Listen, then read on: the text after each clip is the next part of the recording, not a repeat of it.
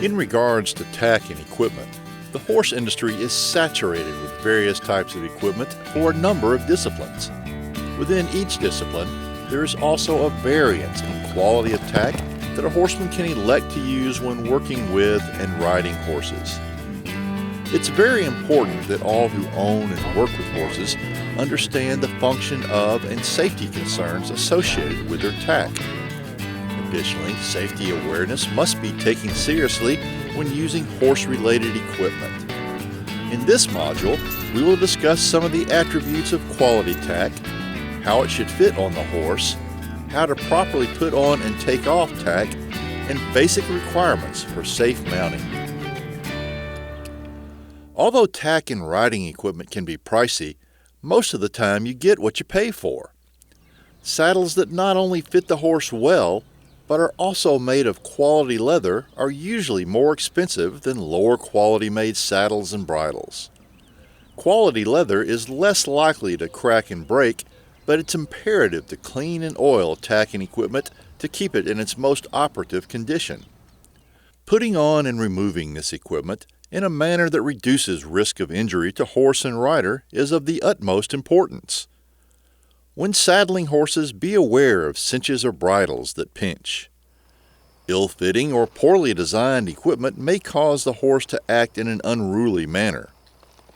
If using a back cinch, the back cinch should be fastened last when putting the saddle on and unfastened first when taking the saddle off. It's recommended that fresh horses be tacked up and lunged to allow them to release stored energy. Bridling horses properly can reduce risk to the handler and horse. Putting a bit in or taking one out of the mouth of a horse can put a person in a precarious position. The safest way to bridle or unbridle a horse is to stand close to the horse's face next to his throat latch. Slowly introduce the bit to the horse's mouth until the horse readily takes the bit. When taking the bit out, make sure to do it slowly so the horse drops the bit himself. Yanking the bit out of the mouth may harm the horse enough that he runs backwards or bumps into the handler. Additionally, always keep your mouth and lips closed while doing this in order to protect your teeth if the horse reacts and bumps the handler's face.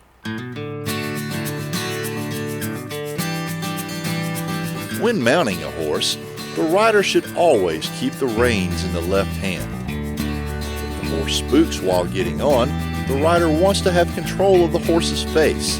This prevents the horse's hind end from coming into contact with the rider.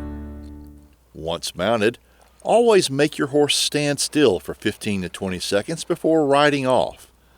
This will prevent the horse from taking off while the rider is trying to get on. It's imperative that the rider keep their feet in the stirrups and legs around the horse at all times. Some riders get comfortable with their horses and elect to sit with their legs in dangerous positions.